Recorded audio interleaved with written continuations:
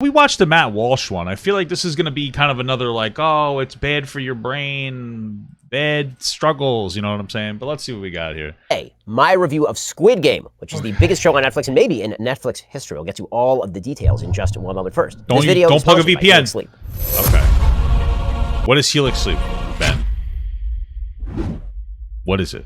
First off, this is going to be filled with spoilers. So if you haven't actually seen Squid Game and you want to watch this very disturbing show and you don't want to know what's about to happen, then you really shouldn't watch this review until after you've actually watched the show. Unless you're producer Elliot, in which case you're screwed because you actually have to film this and, well, tough. So the basic premise of Squid Game is essentially Hunger Games crossed with Parasite. That's the elevator pitch. It's basically... I didn't watch Parasite. I watched the anime Parasite. A guy who is living in poverty. He is divorced. He has a bad relationship with his ex-wife. He's kind of a derelict. He's a gambler. And he's fallen into tremendous amounts of debt with a gang, with some sort of mob, and he eventually is approached by a man in a subway station. Let's just keep in mind that there also is undertones of the entire country. There's like a debt crisis in the country because of how rough, like whatever their system is going on, which is what stuck out to me more than anything else was like, I don't know what, I mean, I guess everybody will draw their own conclusions, but what I got from the show was that, you know, people were willing to put their lives on the line just to no longer be in debt.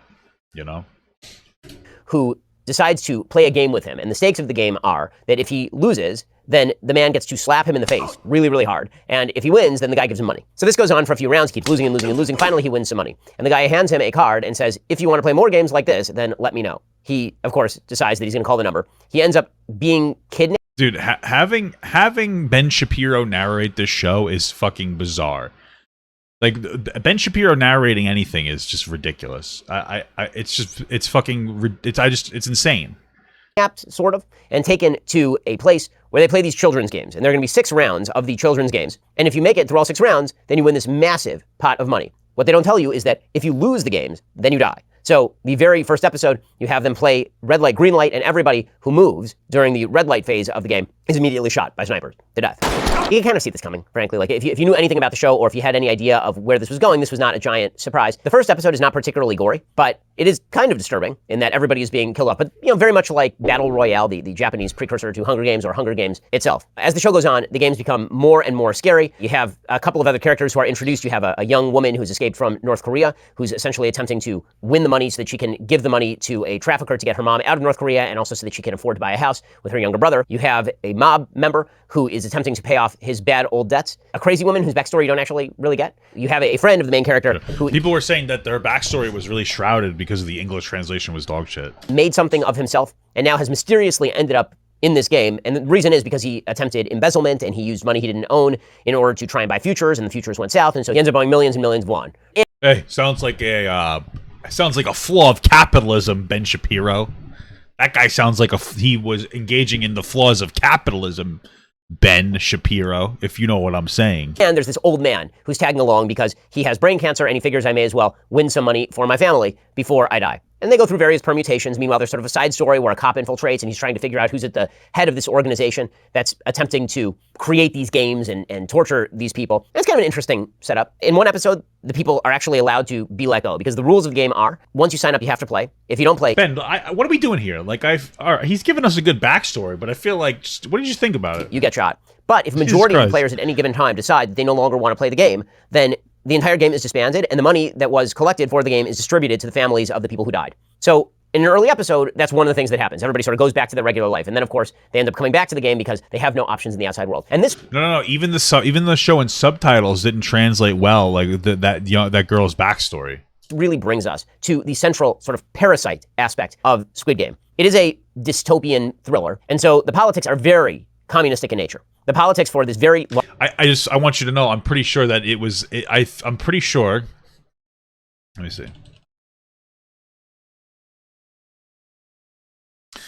I want you to understand that when you say it's a communist game, there is a debt crisis in South Korea. That's my understanding. Like, it's not like a communistic thing. It's a commentary on the negatives of capitalism. And like, you guys know I'm a capitalist, but like, it's definitely, we need improvement in our system. And it's like one of those things where it's like, you want to talk about fixing a broken capitalist system? Communism. People shouldn't be poor? It's fucking communism, bro. Are you kidding me? People need to be poor, guys. If you don't want poor people to die, it's communism. You fucking idiot. Silly goose. Large budget show, which is being shown on Netflix, which is a high market cap tech company, are extraordinarily far to the left. The basic idea is that capitalism provides so little opportunity that you would rather play a game where you might get shot just to make money than attempt to live out your life in the regular world. And I don't think that's what, I think it's more that like that this brand of capitalism, whatever's going on, there's a problem where people would rather die than be poor, right? It's total, Ben, I just want you to know, it's okay to criticize capitalism as a capitalist. Like, it's totally fine. You know, you don't have to come all over everything that's a commentary on the negatives of capitalism. It's a little cringe, Ben. It's a little bit cringe. This is what we were talking about when people are like, it feels like we're just like, we need, like, I understand, like, listen, we got roles. I'm fine with like different class roles, poor, rich, whatever. But clearly, poor people dying means they're too poor and they need to be less poor. UBI. See some of the other characters who are in the regular world, right? So the main character, who again is sort of a derelict and a gambler, his mom is trying to live a normal life, but she's got diabetes and she doesn't have enough money to pay for her surgical care, so she might lose her feet, for example. You have, and then she dies. The mother of the guy who is corrupt and embezzling, and she runs like a very small stand, but is obviously living in some form of poverty. You have the North Korean escapee who is basically almost homeless and who is forced to steal money. And there's a scene where the North Korean escapee is asked by another character, you escaped from North Korea, was it worth it? And the answer seems to be not really, which is kind of a strange take because North Korea is a giant gulag. It's a giant prison camp. So, well, Ben, I don't think that they were trying to say not. If first of all, I don't remember her saying no. I'm happy I didn't escape North Korea. If she did say that it wasn't worth it necessarily, it's probably because like her parents are dead. I believe her parents are dead, and she's desperate to try to get her. Because I think one of her parents are dead, but she's desperate to try to get her brother out of foster care, and it's like crumbling around her. And it's one of those situations where obviously, I mean, this is almost a parallel to an abusive relationship where you don't want to be there, but if you go, you feel like you're so out of options that you feel like you'd be better off just being abused. And it's one of those things. Yeah, her mom's still North Korea, but I think her dad passed away. But that's really a commentary on like how people, in some instances, would be willing to put up with abuse instead of being free because it's hard to figure like the opportunity isn't there to be truly free. Now, if we did implement a universal basic income, people who were the victims of abuse could escape their relationships, their abusive relationships, whether they're men, women, LGBTQ members, and they'll be able to afford going somewhere else and having options. So there's another plug for you. No matter what you think of South Korea, it is not comparable in any way, shape, or form to the lifestyle in North Korea, where people are, on average, several inches shorter than people in South Korea because of malnutrition. Ben, are you malnourished? Also, if you make a show criticizing the regime in South Korea, it goes viral and ends up on Netflix. If you create a show criticizing the regime in North Korea, they strap you to the front of an anti-aircraft gun and then open fire. So that seems to be a slight difference. But the basic idea here is the same as the basic idea in Parasite, which is that if you are poor in South Korea, there is no way up the ladder because capitalism is evil. And there are a bunch of... I just feel like I just didn't get that out of the show. They were just talking about a horrible debt crisis. I mean, I just feel like you're just you're going fucking ballistic, Ben. What's happening here? Notes that are put into the show that underscore this very silly theme. One of those notes is that when you get to the ending episodes and you find out who are the VIPs who bet on who is going to win and who's going to lose the game, they're all American. Like, they're all these big American fat cats, so it's really the evil Americans in their They were, some of them, I think most of them were white. I didn't get, like, horrible America out of this because they're in South Korea and they have people, like, the boss was South Korean. Spoiler alert, that fucking old guy that was in the games was one of these guys who wanted to play the games. Okay? They weren't all American. They weren't all white. Like, literally a South Korean person was in the games. What I got out of it was that we have people who are too rich to the point that they can afford to construct an entire island that apparently rotates through different countries. They can construct, like, entire facilities to play these fucking horrible games so that, like, 6 people can fucking, like, jerk off to it. And my understanding was that they're hosted in a different country every time, which means they have the finances to, like, deassemble these and then reassemble them. I could be wrong about that last part, but it's like, holy fuck. I just, like, how did you intentionally turn this into fucking, like, communist porn? Because that's not what it is. The show is great. Yeah, I agree. capitalist excesses, these decadent Thank you for the sub. Americans who are behind this whole thing. There's not a good American in the entire show. They're just a bunch of Americans who are wearing these glittery masks a la Hunger Games. And this is supposed to characterize the idea. Those Americans were bad actors, though. Those white people were terrible actors. I don't think anybody would discredit that. They sounded fucking garbage, right? Like, we're all aware of that. Yeah, that really South Korean economics is run at the behest of these evil white corporate paymasters. The biggest spoiler. Why are you engaging in so much identity politics here? Like, when I saw them, I wasn't like, oh my god, they're making fun of white people. That wasn't my first thought. Why are you getting so offended? Of course, that the person who's heading up the Squid Game is the old man, right? So the old man is playing, and it turns out that he's playing out of... Hey, all these terrible white people. Like, it's just all about how white people are terrible. By the way, it was a North Korean old man that ran the games, but it must be all about how white people are evil. Like, the next sentence you said invalidated what you said, dude. Fun. He's not actually playing because he is worried about dying. He does have brain cancer, that part's true, but he's the head of a major corporation. He's a very wealthy industrialist, and his entire shtick is that all of this is justified. Squid Game is justified because it is, in fact, more fair than the actual capitalist economy that is in place in South Korea. Okay, this is a very silly... I don't know that I got that out of it. So the old man was trying to make a point that, like, super rich people and super poor people are the same because, I don't know, they don't have, like, a fear of... I don't remember the specific... I just never got that out of it. And also, you were meant to look at this old man in a negative tone at the end. This was really, to me, you were humanizing a bad guy, right? Like every hero is a villain, or every villain is the hero of their own story. So you were meant to humanize this basically villain character. And at the end, you had a little bit of sympathy for him, but you also kind of hated him. And he made like these ridiculous comparisons about how like super rich people and super poor people were basically like the same in some capacity. And so you were meant to look at him, in my opinion, as like a fucking idiot at the end and be like, yeah, this guy is like is an old asshole piece of shit. So I feel like you're doing a really good job, Ben, of taking this within context. View of capitalism. Capitalism is literally predicated on the notion that you do not get something unless you give something to somebody else. As Hayek was fond of suggesting, the basic premise of capitalism is that you are forced to do something you wouldn't have normally done for somebody else because you need something from them. Trade ennobles. Trade is good. I just feel like it's a little... This is kind of pathetic to me that we're doing this right now. It's a fucking show. It's good, and you could definitely examine it. But, like, you're fucking id-polling your own show, bro. You're having your meltdown about white people, and you're calling people short, even though you're short. What the hell's the matter with you, Ben? But for people who don't understand capitalism and come from sort of a Marxist-leaning bent, capitalism is a zero-sum game. Somebody wins and somebody loses. Somebody wins the big pot of cash and somebody dies. Of course, the metaphor inside the Squid Game is supposed to be that if only the population sees the means of production through majority votes, then all of this would end and we would usher in a new and better world, right? I don't remember any of that happening. There was a moment where one of the factories that the main character dad used to work for a factory and they tried to unionize and then the government stopped the unionization. I didn't take that as like capitalism is inherently evil. I took that as like, oh, South Korea is kind of shitty for trying to stop unions.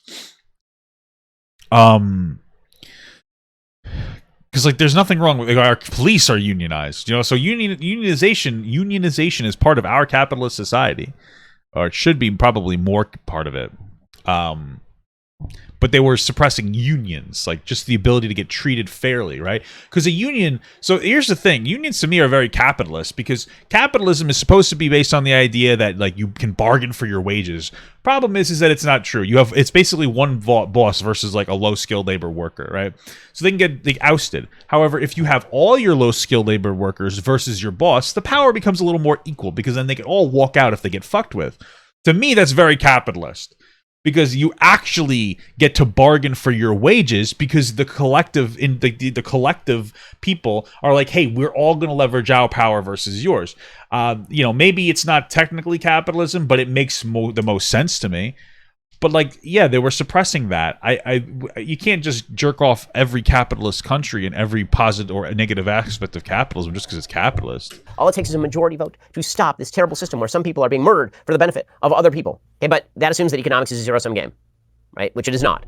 It assumes that capitalism is a zero-sum game, which it is not. We'll get to more on this in just 1 second. First, I need my Helix sleep. I don't. The use for you. Why would you buy a mattress made for someone else? With Helix, you're getting a mattress it's got morning. All right, Ben. I do. Relax. Directly, Helix was awarded and doctors take that 2 minutes nights risk-free. So even if you don't, for listeners at Helix, the sort of capitalist critique rings pretty hollow and doesn't have a lot of support other than sort of the polemical notion that anybody who's involved in the capitalist system is somehow corrupt and evil. You literally see no business people other than people who are exploitative or embezzling. Okay, I didn't like Parasite for this very reason because it seemed like sort of a brainless critique of capitalism. My critique of Parasite is that the poor people in Parasite are supposed to be sympathetic, but they literally do nothing right, and the rich people in Parasite are supposed to be bad and therefore worthy of punishment, and they literally don't do anything that is immoral in the course of the movie, like at all. And yet you're just supposed to assume that the rich people are bad and the poor people are somehow good. The same thing sort of holds true in this show. In this show, all of the poor people are perceived as sort of innately more noble than the people who are rich, even though you can't really even make that comparison. You can't even do that. They had a literal fucking gang member that was killing people as part of the Squid Games. Everybody who was in debt had a different story. There were some people with really positive, noble stories, like Ari. I think he was a Middle Eastern guy, a Pakistan guy. I don't know. Who he wasn't getting paid by his boss because his boss was a scumbag. And then you had that fucking other dude, like the best friend, like fucking prodigy from the town, who was embezzling money. Right? I don't know, man. Like, it just, there were different characters with different interpretations. There were some people who were poor for good reasons and some people who were poor for bad reasons. I feel like you're trying too hard to defend capitalism in a show that's really just critiquing a debt crisis and the flaws of the particular capitalist system in North Korea. No, the reality is that the poor people in the show, aside from the North Korean refugee, like the main character is a derelict gambler. He's a bad guy. Okay, and he's gradually ennobled by his participation in the game is sort of the idea, but all of the characters who are seen... Well, so yeah, the main character is, I guess you could call him like an anti-hero, I don't really know. He's a flawed hero, but again, like he was part of a union. They tried to do like a union thing. They tried to implement a union into a factory, and then he lost his job because of it, so... Or was that what happening, or was he got fired for like budget cutbacks or something, or they tried to unionize? Maybe I'm forgetting some of the stuff, but in the capitalist system are, of course, very, very bad. And so that's the political take on the show, and it seems like that is the message that is now being exported by the South Korean film industry.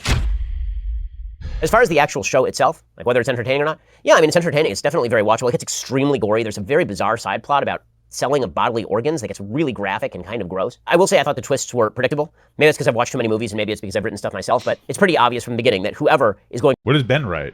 Did Ben write Parasite? ...to be leading up the Squid Game has to be an integral character. Otherwise, it has no meaning when you reveal who's leading up the Squid Game. So that means that it can't be any of the young people who get killed.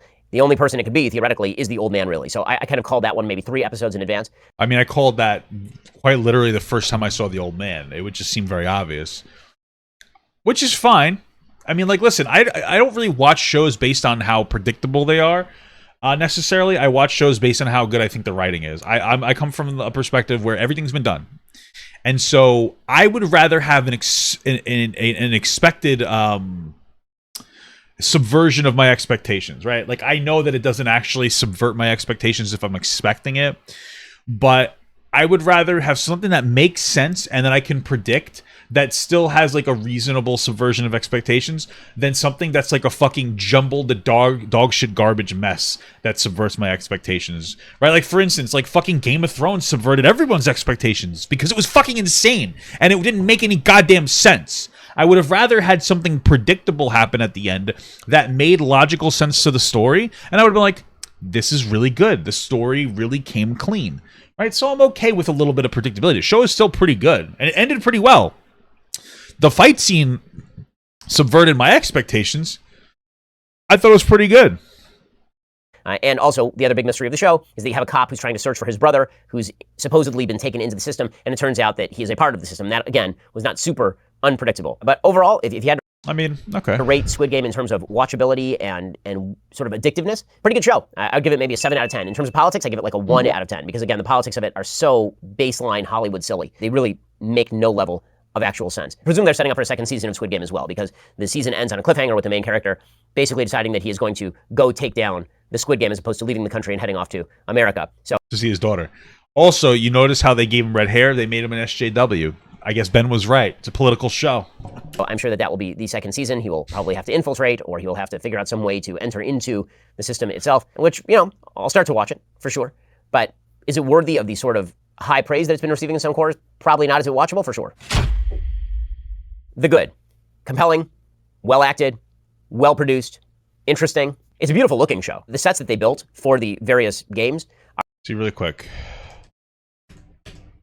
Look at that. Look at this. Look at this. Look at this, guys. They're trying to fucking... Look what they're trying to do to us. They're trying to they're trying to this is really just a campaign to make her look like a real person. You didn't notice that, did you? They're trying to make the SJWs palatable. It's the same person. Are really intricate. They look really good. They're sort of oddly creepy because the sets that they built for the children's games, it's supposed to be almost as though they're in this kind of giant dollhouse. The feel of the show is really good. It's well filmed. It's well directed. The most compelling episode is episode 6 because it really forces the characters to take stock of the fact that they essentially have to kill other people in order to get ahead. But again, as a metaphor for capitalism, it's very silly, but it's very emotionally affecting, and it does put the characters in a really difficult emotional bind. So I like how Ben's like, the emotions in this episode were phenomenal. My favorite episode. It was fantastic. It was a really good episode. It was a very good emotional episode. But since it criticizes capitalism, it's a terrible episode. It's well written and it's well acted. That is probably the best episode of the show.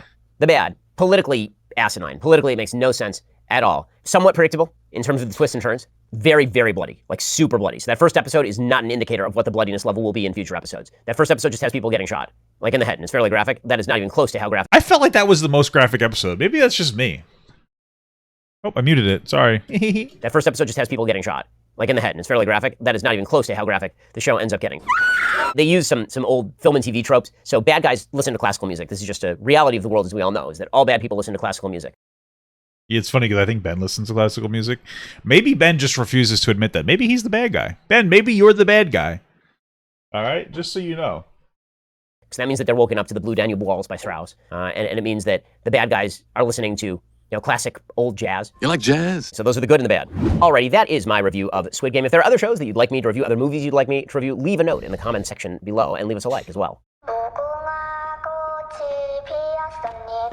Did you know that the creator of the show has been trying to sell it since 2008? I did not know that. Wow. I think, Ben, my friend, listen. I think you're a good guy, and I think you're slowly coming around. But I also think that you should... I think that you should watch porn instead of jerking off to fucking anti-capitalist shit and like jerking off capitalism. Like, I think you should stop doing a circle jerk with like fucking abusive capitalist tactics and just like, chill the fuck out. Not everything needs to be a fucking... Not everything is about capitalism. And even if it is, they're about the critiques of the horrible nature of some aspects of capitalism. There's this thing called a gray area. You don't have to be so black and white about it.